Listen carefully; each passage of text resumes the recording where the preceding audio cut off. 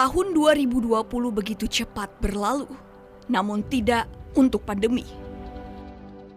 Seluruh dunia masih berada dalam kondisi pandemi COVID-19 dan belum ada satupun yang mampu memprediksi kapan pandemi ini berakhir. Sejak minggu kedua bulan November 2020, kepatuhan terhadap protokol kesehatan masyarakat terpantau menurun.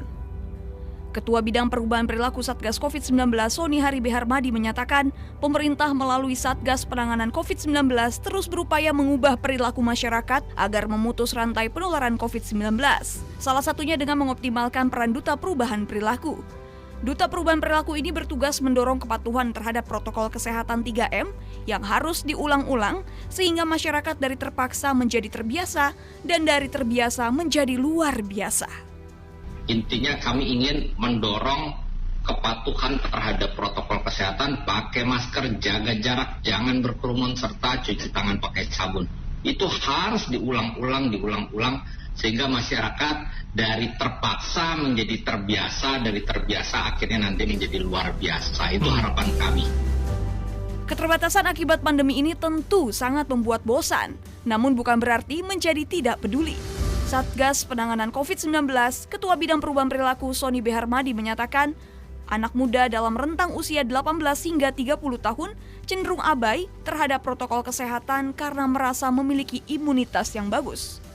Ya, jadi semakin muda itu cenderung semakin abai terhadap protokol kesehatan. Tapi bukan dan memang yang paling banyak abai itu sekitar yang usianya antara 18 sampai 30 tahun.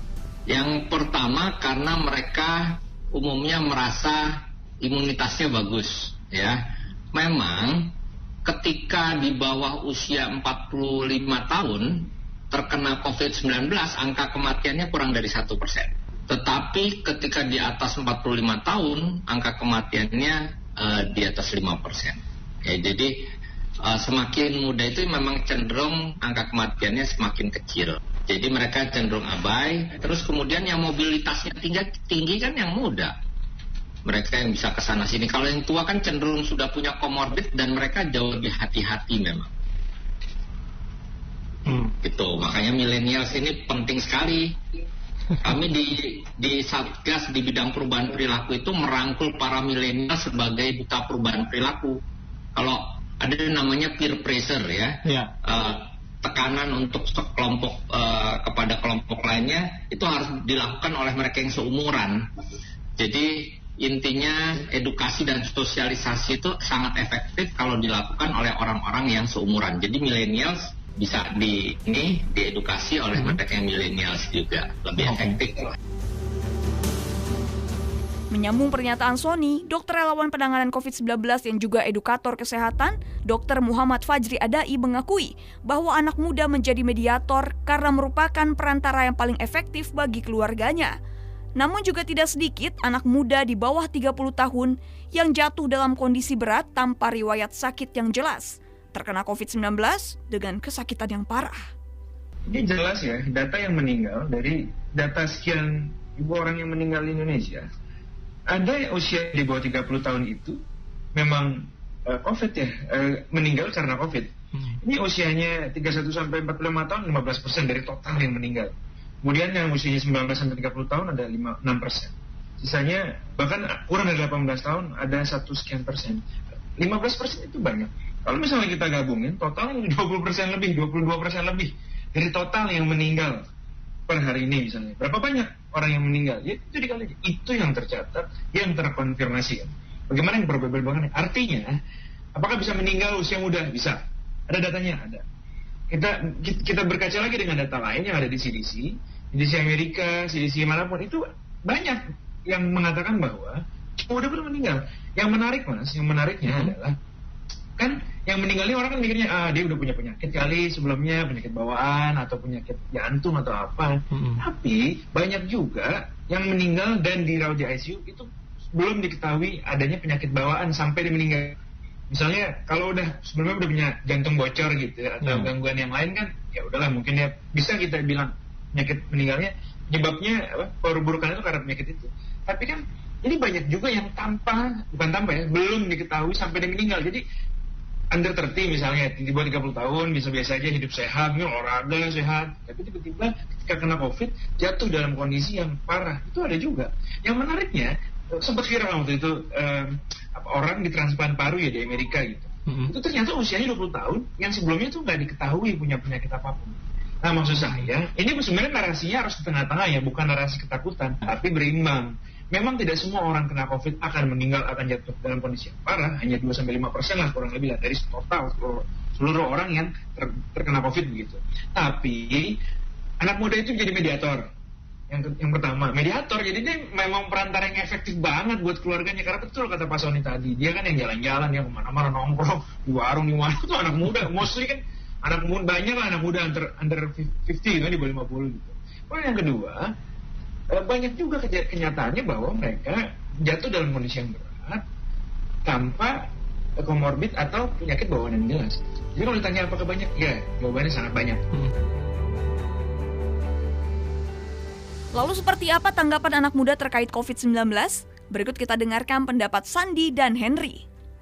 Jujur bosen, karena dulu biasa nongkrong, biasa jalan kemana-mana. Sekarang mau kemana-mana tuh harus mikir dulu, safety nggak ya? Kita nih udah safety, tapi orang-orang ternyata masa bodoh. Jadi kan kesannya kesal juga. Bukan susah ya, lebih tepatnya sih kadang-kadang suka kelupaan gitu, pakai masker sama jaga jarak gitu. Makanya kenapa akhirnya ngerasa kayak udah bosan banget, karena ya itu, kita udah mencoba untuk menjaga jarak, tapi pas kita jaga jarak ada aja orang tiba-tiba ngedekat, akhirnya kita harus ngejauh lagi, akhirnya nggak enak juga.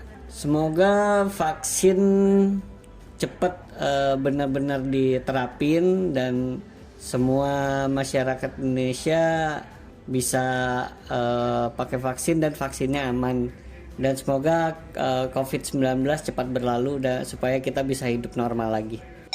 Kalau dikatakan bosan, ya sangat bosan, karena saya merasa kurang leluasa ketika pergi main atau merasa was-was karena ada COVID sehingga harus menerapkan protokol kesehatan. Sebenarnya saya merasa terbatasi, akan tetapi karena alasan keselamatan, saya merasa tidak boleh egois karena saya memiliki keluarga.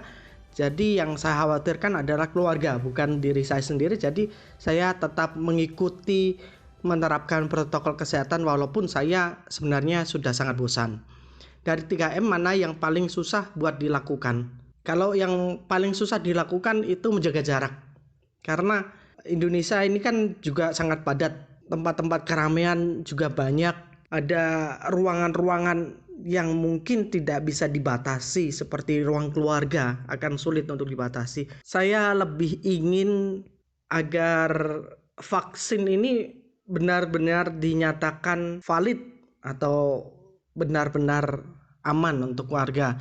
Jadi jangan sampai vaksin ini justru menjadi malpraktik oleh pemerintah kepada warganya sehingga nanti akan menimbulkan korban. Itu sangat bertentangan atau kontraproduktif. COVID-19 ini tidak boleh kita maknai kita mati dalam keseharian. Karena walau bagaimanapun kita tetap harus hidup, kita tidak boleh menyerah karena kita sebagai manusia memiliki kewajiban untuk berikhtiar. Sehingga ayo kita bangkit, ayo kita semangat, ayo kita bekerja lagi, ayo kita melakukan aktivitas sehari-hari kita. Akan tetapi walaupun kita jenuh, saya juga merasa jenuh, tetapi kita tetap harus dan wajib menerapkan protokol kesehatan demi keamanan kita, demi keamanan keluarga, dan demi keamanan untuk semuanya. Dan agar pandemi COVID ini segera berakhir dan jangan sampai pandemi ini menjadi pandemi yang tidak ada ujungnya. Pendengar, pandemi COVID-19 memang menjadi mimpi buruk kita semua. Bosan dan lelah pasti terus menghantui kita. Namun, sebagai anak muda generasi Indonesia, kitalah yang harus menjadi agen untuk mengubah dunia. Taklukkan COVID-19 dengan hadapi dan lawan. Karena yang muda yang membuat perubahan.